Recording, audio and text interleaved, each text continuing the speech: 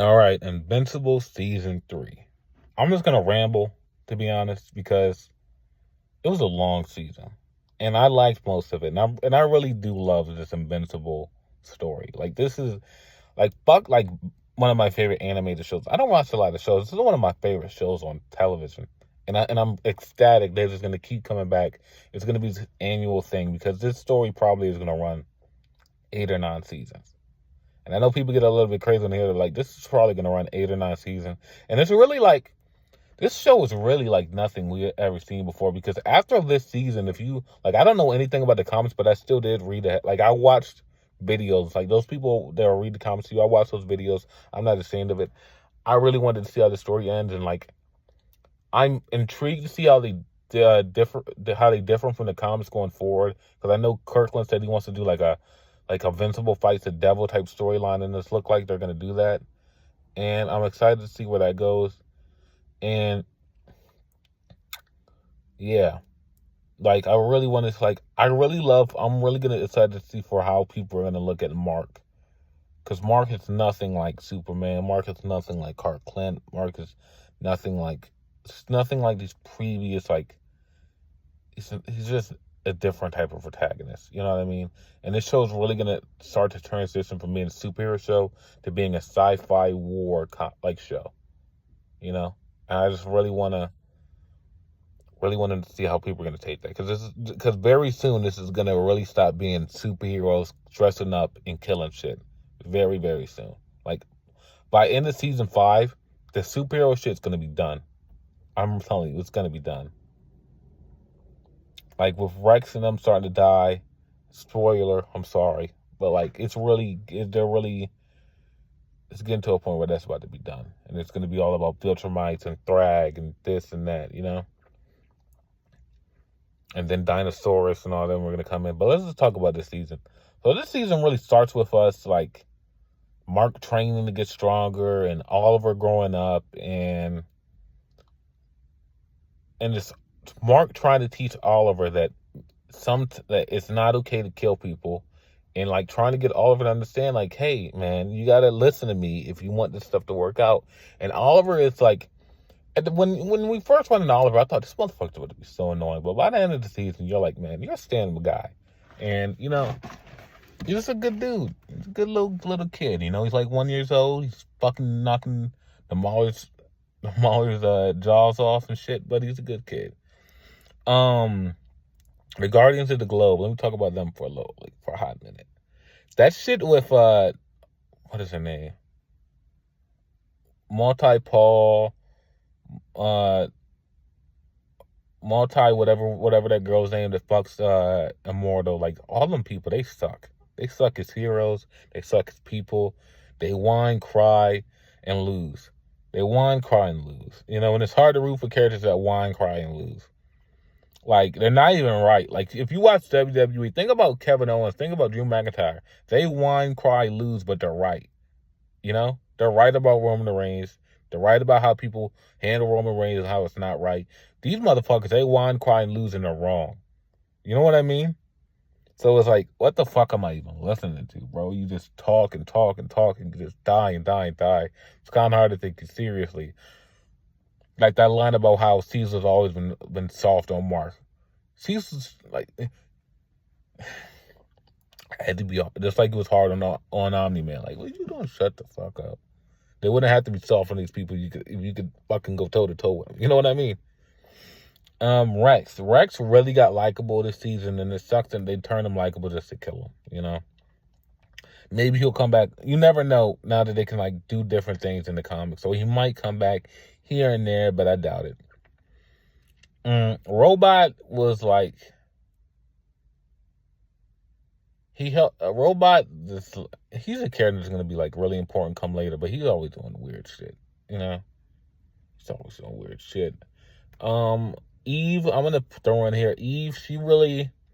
I don't want to say she was fine. We saw her do some really cool shit with her powers, but like it feels like we're still like waiting for like Eve to get her big moment again.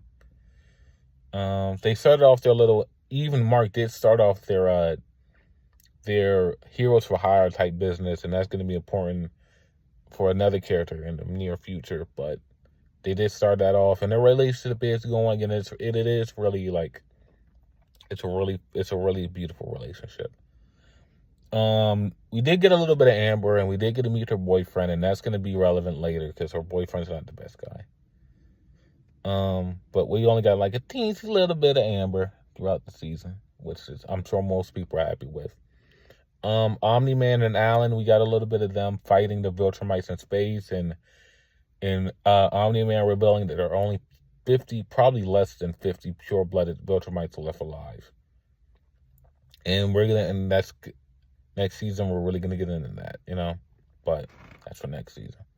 Overall, I really liked where the season's going. Like, I really liked where it went. Like, I really liked how the season kind of started with, and I'm gonna get to Anxious Levy because it all kind of come together. Like, Mark's telling like Oliver, hey, you can't kill all these dudes. They're not doing that. Like, what they're doing isn't that serious. When he was talking about the Mauler, when they wanted to fucking like, they didn't really want to blow up the Earth, but they wanted to blow up the satellite and make people pay them. So like, I guess what Mark's saying is like, these dudes ain't really trying to do nothing crazy. They're just we can't kill them for that. You know what I mean? And he was just like using the Mauler twins, and then and Debbie was trying to explain it to Oliver that like, oh, do you think my life's insignificant? If you think all these lives are insignificant, do you think? And she was like, I really love Debbie, and I really like the little boyfriend relative she has because I understand the situation he's in, and it sucks. And I tell you, don't get too invested in him because she does get back with Omni-Man. I'll spoil it. I don't give a fuck, but like, I understand the situations he's in, and I understand the situations she's putting him in, and it's kind of fucked up. But that's life. But like Mark is trying to explain to Oliver this most of the season that you can't kill, you have to value lives, this, that, and the third. And so much stuff happened this season. I'm not even like, I don't really feel like I'm scratching the surface, but I'm like trying to bring like time points into it. Cause like Mark is very much pulled in so many different directions throughout this entire season about what's right, what's wrong, how to do the right thing, how to do the wrong thing. And he's really trying to do the right thing at all times. And it's just impossible. Even when he doesn't do anything, he still finds a way to get people to hate on him, like with Powerplex that was voiced by Aaron Paul. Even when he does nothing and just reacts to a situation, he still comes out in the wrong. And that can really weigh you down. And that's another thing that happened with Titan. And Titan needs Invincible's help to fight this fucking dragon. And if Invincible doesn't do anything, it's going to weigh on him. And then he has to end up doing something. And Titan knows that. Titan knows that, and he exploits that. And then we get right after that, right after the fight with Titan and all this stuff with Oliver, we get the Ancient Levy, who brings all the Invincibles from different universes to fuck up Invincible's Earth. You know what I mean?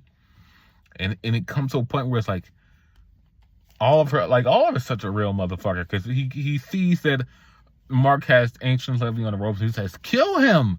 I know what you said, but this is a bad dude. You need to kill him. And he's like, yeah, you do need to kill him. You really should probably kill him if you get a chance. But that's, yeah. I really just like the way they pulled. I feel like Mark was really pushed to his brink this whole entire season. I understand he's not Clark Kent. I understand he's not Superman.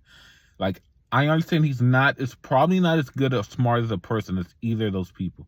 He's not as smart as Clark Kent. He's not as compassionate as Clark Kent.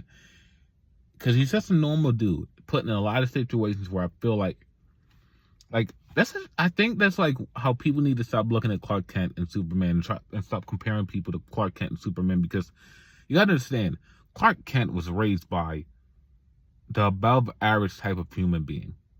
It's not that he was just raised by good people. He was raised by the above average type of human being on a farm away from a lot of problems. He wasn't raised in an inner city or close to a city, in the suburbs, surrounded by other kids and getting that type of, the normal childhood. You know what I mean? He didn't really get his powers until he was like 17 or 18. Clark Kent had his powers pretty much since he was born. And they was taught how to use them, and while they're important, and they really installed into him what he can do to help the planet and help everyone around him. He's been thinking about that shit since he was a fucking kid.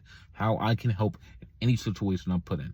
The dude was he was in class brainstorming, how can I help you? If I was in this situation that I'm learning about, in history class, what would I would do if I was Superman and had powers? How would I help both of these sides? He was thinking about that shit. Mark wasn't thinking about that shit.